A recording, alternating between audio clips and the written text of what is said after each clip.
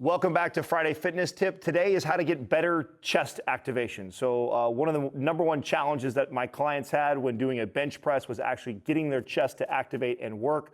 One of my favorite ways to teach that is lying on a foam roll. The reason why I like to do this on a foam roll is you'll see my scapula kind of falls and folds over the foam roll, forcing me to activate my chest. So the way it looks is I'm gonna sit my tailbone at the edge of this foam roll. I should definitely be supported.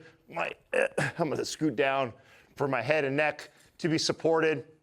And then I'm gonna grab a set of dumbbells up above me, open up and get your normal fly. You'll notice when you go down into the fly that the shoulders drop down. And this is the position that we're always trying to get our clients in when they go in to do a bench press.